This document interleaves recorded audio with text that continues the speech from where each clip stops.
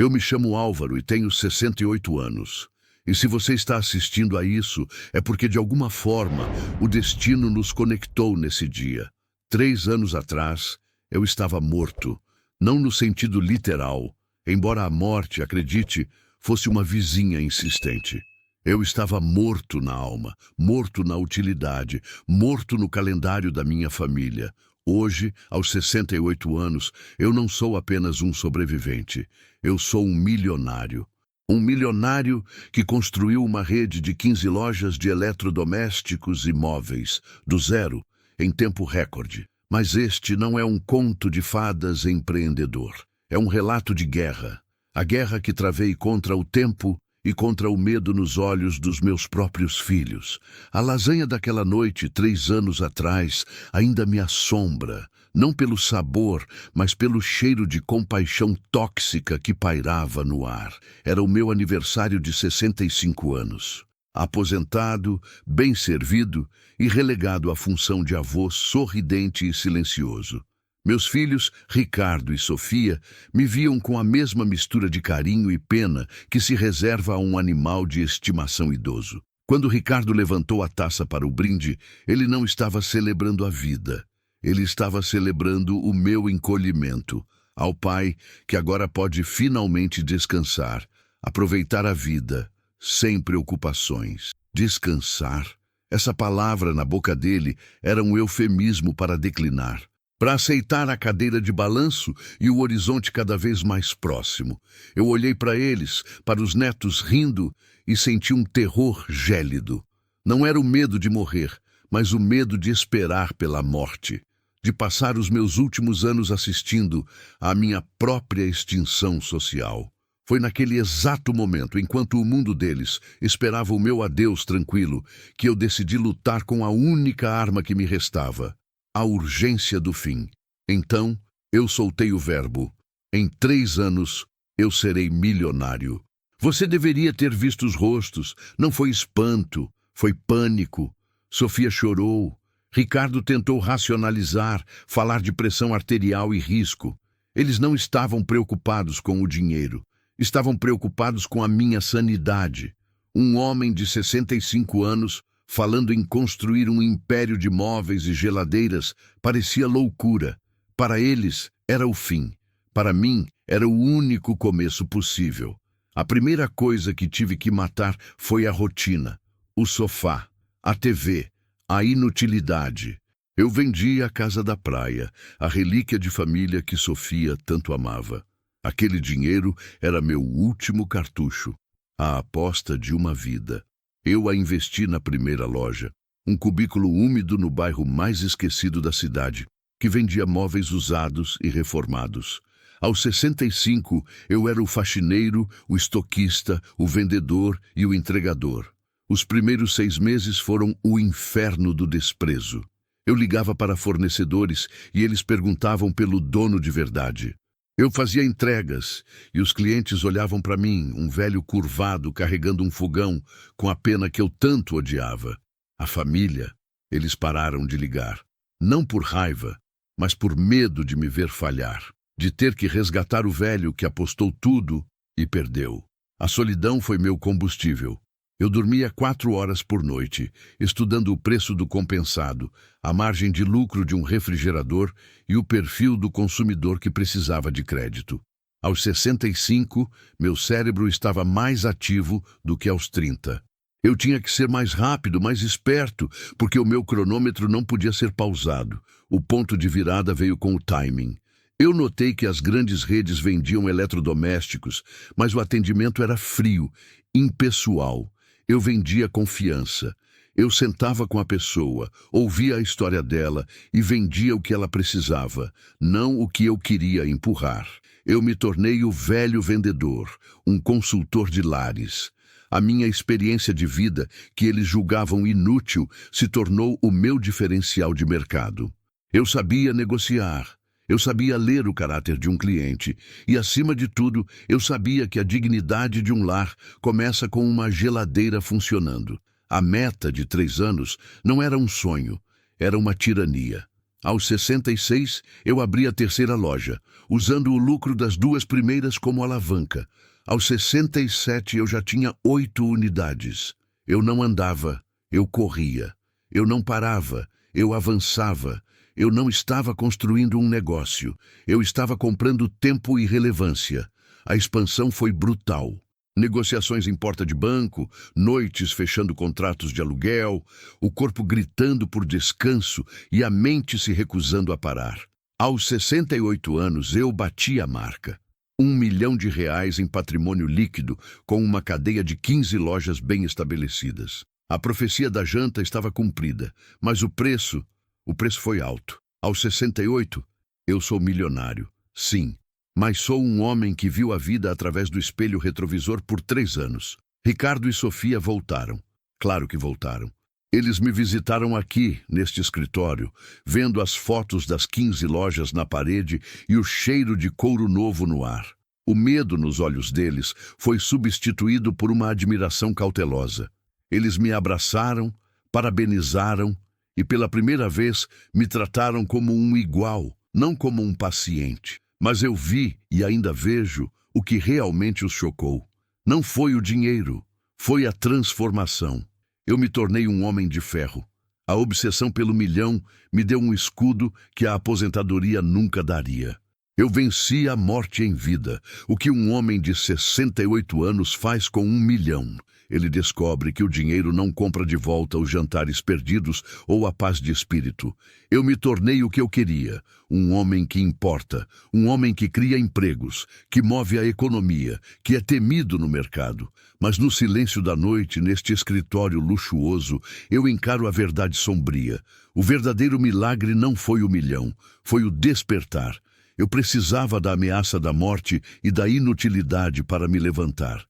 O dinheiro foi apenas a métrica, o placar da minha vitória pessoal contra o definhamento.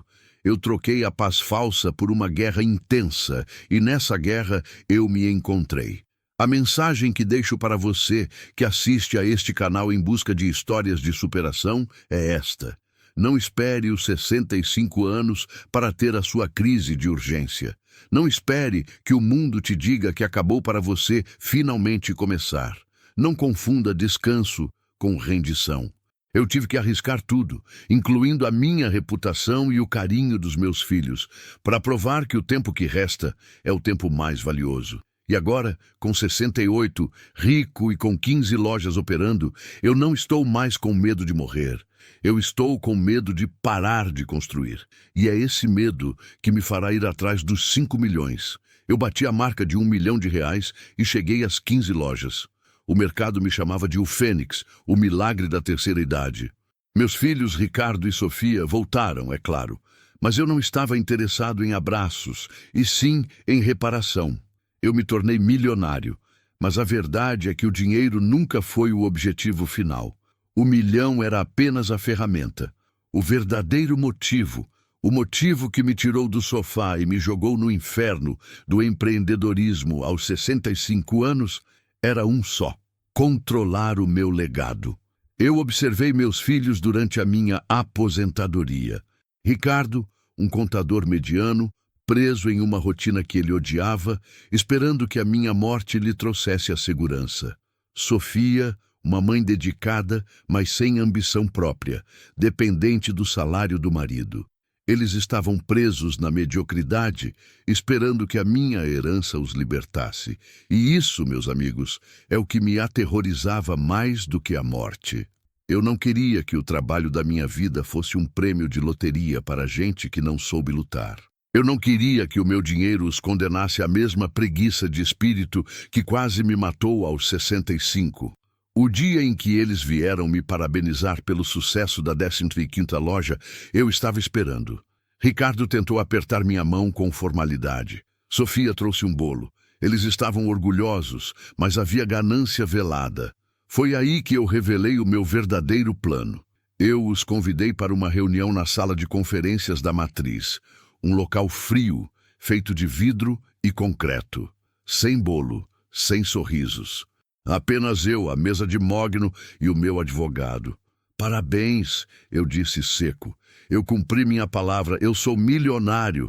Eles sorriram, esperando a frase de pai orgulhoso. Eu continuei. Agora eu tenho uma nova meta. Transformar isso aqui em um império que valha 10 milhões em 5 anos. E vocês vão fazer parte disso. Eles se animaram. Ricardo, o contador, já começou a falar em otimização fiscal. Sofia falou em marketing. Eu levantei a mão. Parem. Vocês não entenderam.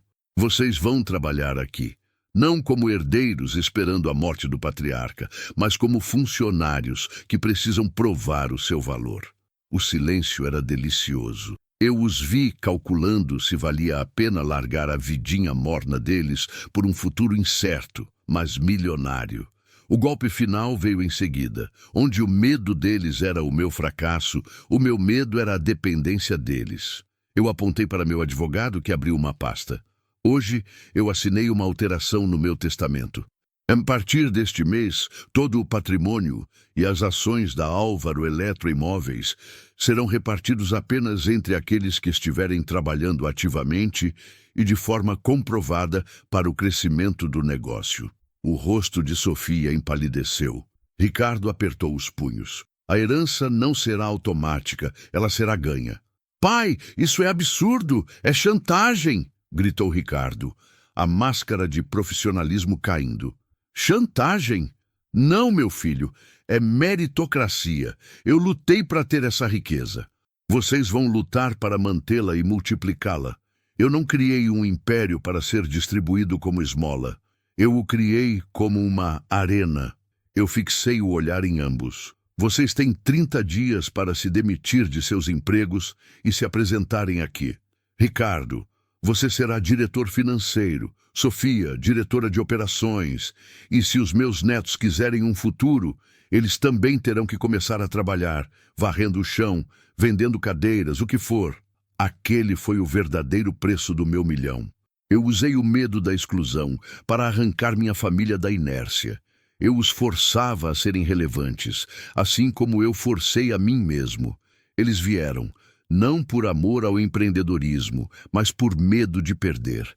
Ricardo, o ex-contador mediano, agora passa 12 horas por dia tentando superar a si mesmo, porque ele sabe que o crescimento da rede está diretamente ligado ao valor da sua futura herança. Sofia, a mãe dedicada, descobriu uma veia de liderança implacável, gerenciando a logística das 15 lojas. Eles estão mais estressados, mais cansados, mas pela primeira vez na vida, vivos. Meus netos mais velhos estão nas lojas, aprendendo a vender e a respeitar o valor de um dia de trabalho. Eles não olham mais para mim como o avô frágil. Eles olham para o magnata, o homem que lhes deu uma oportunidade, mas que exige um preço de ferro. Eu me tornei milionário em 3 anos, não para viver bem, mas para ressuscitar a minha família e a mim mesmo. Eu não comprei um legado, eu o condicionei. Eu usei a minha própria morte aparente para acender o fogo da ambição nos meus filhos. Hoje, aos 68, eu sou o dono de 15 lojas, o guardião de 1 milhão e, mais importante, o testador implacável da minha própria linhagem. Eles vieram inicialmente com ressentimento. Ricardo, com aquela arrogância disfarçada de conhecimento técnico. Sofia, com a postura de mártir, reclamando das horas e da falta de tempo para os netos, os meus netos que agora aprendiam a limpar vitrines nas filiais. No primeiro mês, a matriz era um campo de batalha. Eles queriam implementar a burocracia do mundo corporativo que conheciam. Eu, a rapidez selvagem do empreendedor que tem pressa de viver. Eu os forcei a tomar decisões de risco, a confiar no instinto e a lidar com o peso real da minha herança, a responsabilidade total. O momento da virada veio no 8º mês. Tivemos uma crise de liquidez por causa de um investimento que Ricardo fez, excessivamente conservador, em uma nova linha de produtos. Quase quebramos. Ele veio ao meu escritório, suado, a camisa amarrotada, os olhos cheios daquele pânico de perdedor que eu tanto desprezava. Pai, eu não consigo. Eu cometi um erro. Vamos perder a loja de Taguatinga. Eu não sou você. Eu o encarei. Não com raiva, mas com a frieza de um investidor. Você está certo, Ricardo. Você não é eu, mas você tem a minha ganância. Apenas estava enterrada. Você tem a inteligência. O que lhe falta é o fogo. O medo de falhar não pode ser maior que a vontade de vencer. Solução, não desculpas. Você tem 48 horas. Ele saiu da sala cambaleando. E foi aí que ele me superou. Ricardo não apenas salvou a filial, como a transformou em um hub de distribuição. Ele renegociou contratos, cortou custos com uma precisão cirúrgica que só um contador obcecado pode ter, e usou o pânico para fazer negócios agressivos que eu nunca teria pensado. Naquele dia, Ricardo deixou de ser o meu filho e se tornou o meu sucessor. Ele honrou o legado, não com palavras, mas com o único idioma que eu entendo, o triunfo na adversidade. Se Ricardo me honrou com a frieza dos números, Sofia me honrou com a paixão pela operação. Ela usou a sensibilidade que eu via como fraqueza para construir um sistema de gestão de pessoas impecável. Ela treinou os vendedores para serem consultores, espalhou a cultura de confiança que eu iniciei na primeira loja por todas as 15. Ela elevou a experiência de compra, transformando a venda de um eletrodoméstico na construção de um lar. Em resumo, ela pegou o meu negócio e o transformou em uma instituição com alma. E ela foi implacável. Certa vez, ela demitiu o gerente da filial mais antiga, meu braço direito na época da fundação, por desonestidade. Eu teria hesitado por lealdade. Ela não. Pai, o seu legado é a ética e a meritocracia. Se ele não serve ao legado, ele não serve à empresa. E a herança é minha também, ela me disse, com a mesma firmeza que eu usei na mesa de jantar. Eu não discuti. Eu sorri.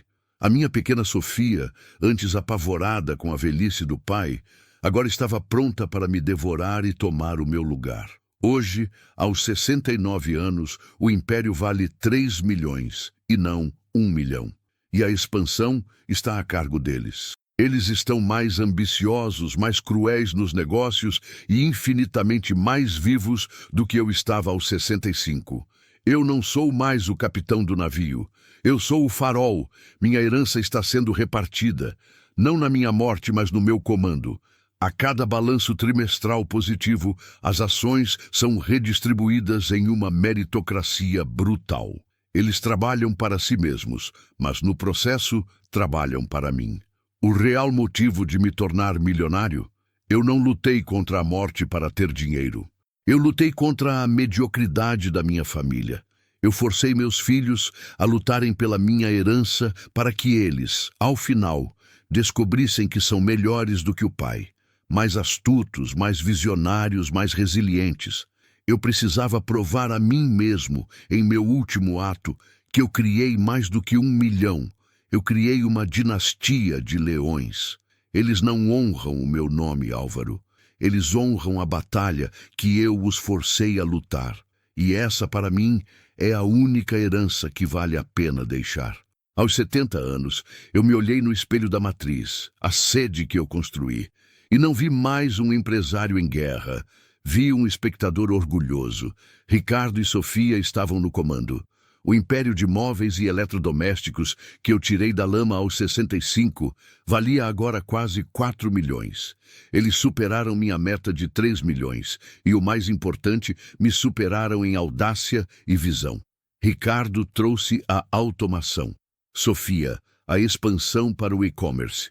Eles falavam em logística 4.0 e market share, termos que eu mal conhecia, mas que eu entendia pelo único idioma que importa: lucro. Minha dinastia de leões estava estabelecida. Eles não precisavam mais do farol. Tinham seus próprios mapas. A herança, que era a arma de minha chantagem, tornou-se o motivo de sua excelência. Foi então que eu tomei a decisão final, a mais radical de todas. Eu abandonei o trono. Convoquei uma última reunião de conselho. A sala de vidro e concreto estava cheia. Meus filhos, genros, noras e até os netos mais velhos que já gerenciavam filiais. Eu disse: a partir de hoje, eu me desligo da gestão operacional e estratégica da Álvaro Eletro Imóveis.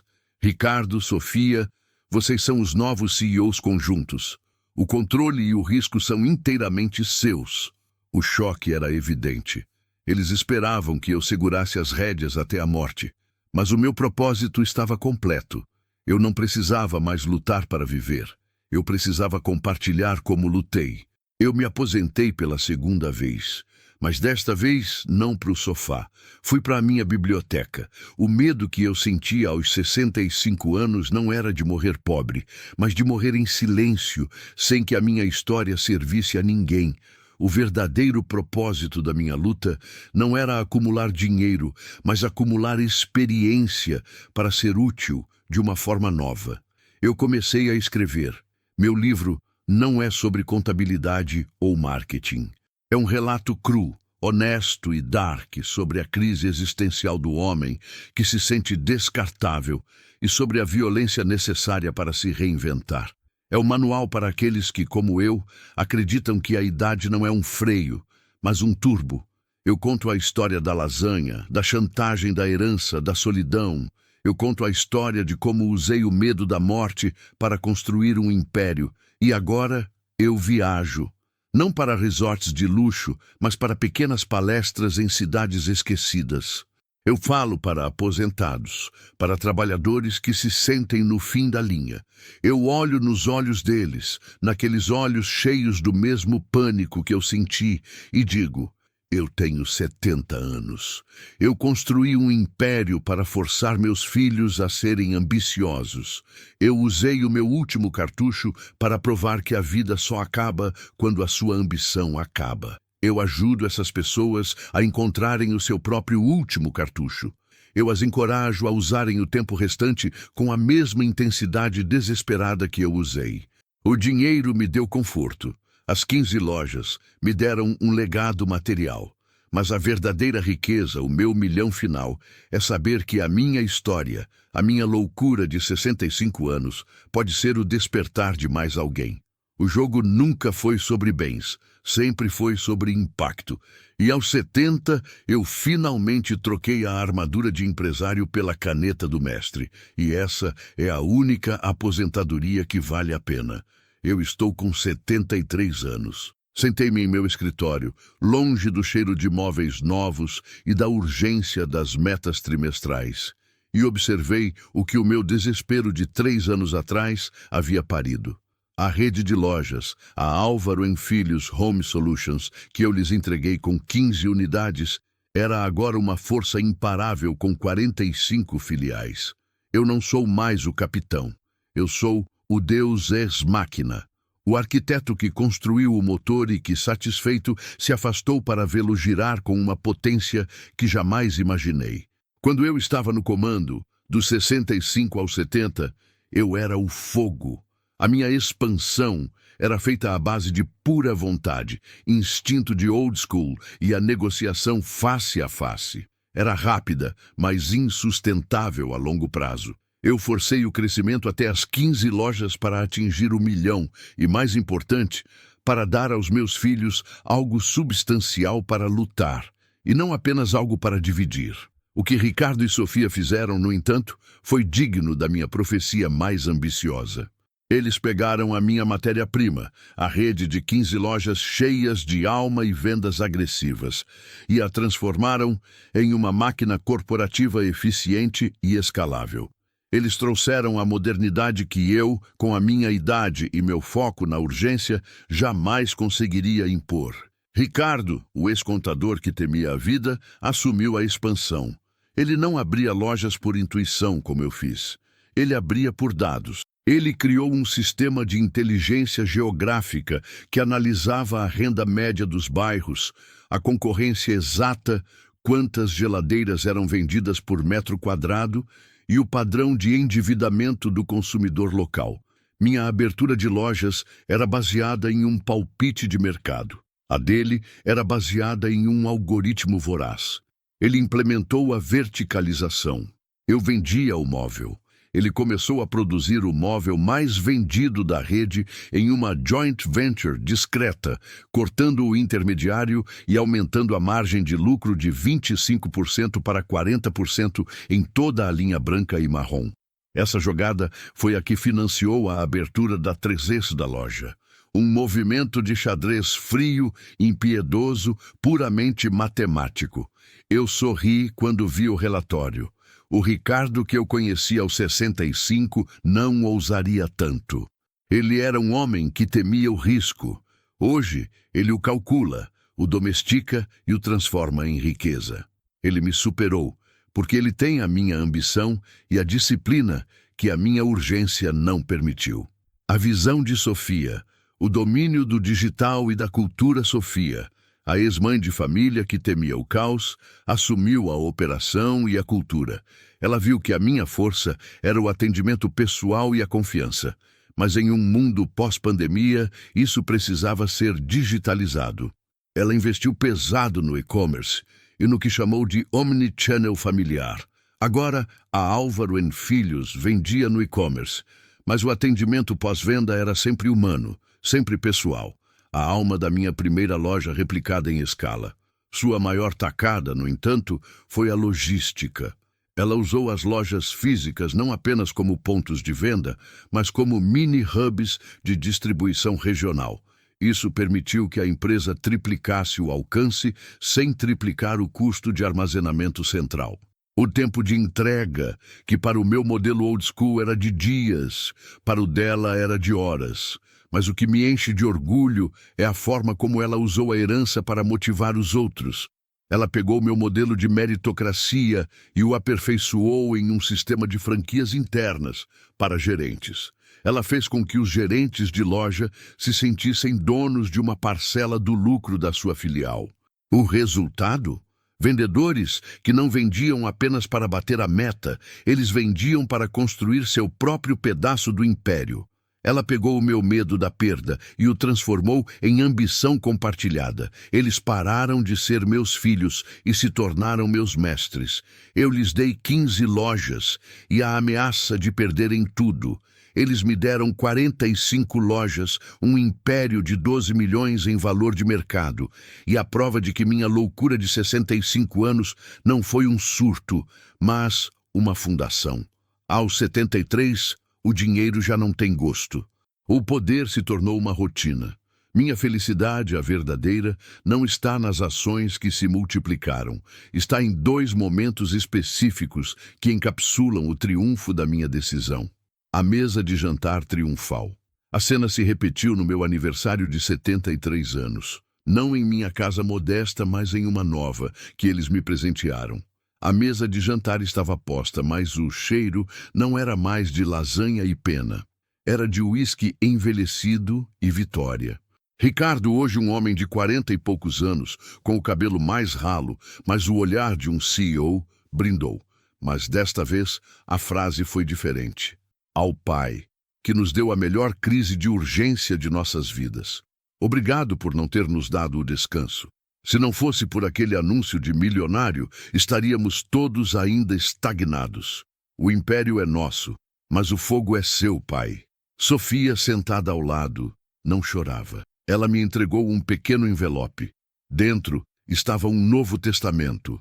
Eles haviam reestruturado a holding, garantindo que o meu nome estivesse ligado ao fundo de crescimento perpétuo da empresa e que os meus netos, agora jovens adultos e já em posições estratégicas na matriz, tivessem que triplicar a meta atual para terem acesso à sua parte maior. Eles haviam copiado e aperfeiçoado a minha chantagem. Eu ri. Não de alegria simples, mas da satisfação do artista que vê sua técnica replicada com maestria. O medo tinha sido extinto. Em seu lugar, havia uma ambição perpétua que garantiria que o nome Álvaro e o negócio de móveis e eletrodomésticos sobrevivesse à minha morte e à deles. Eu me aposentei pela 3ª vez. O dinheiro, o controle, a herança. Tudo isso foi a armação para o meu trabalho real. Eu não escrevi apenas meu primeiro livro. O sucesso da empresa me deu o crédito para ser ouvido. Meu segundo livro é um best-seller no nicho de autoajuda sombria. O título é A Herança do Medo: Como Forçar Sua Família a Ser Milionária. Eu uso minha história, o meu sucesso brutal e a felicidade de meus filhos, não para inspirar a bondade, mas para acender a ganância construtiva nas pessoas. Eu falo para aposentados em todo o país: não morram sentados. Usem o tempo que resta com uma agressividade que vocês nunca tiveram antes. Eu vejo os frutos da minha decisão em dobro. O triunfo corporativo, 45 lojas, uma empresa que opera com a frieza de uma máquina e o calor de uma família que agora se respeita pelo mérito. O triunfo pessoal.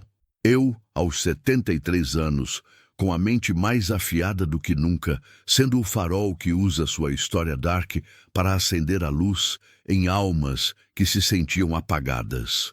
O 1 milhão foi o preço da entrada. As 45 lojas são o legado de meus filhos. Mas a minha decisão de lutar aos 65, aquela que eles temeram tanto, essa foi a minha obra-prima. A vida só acaba quando você se rende.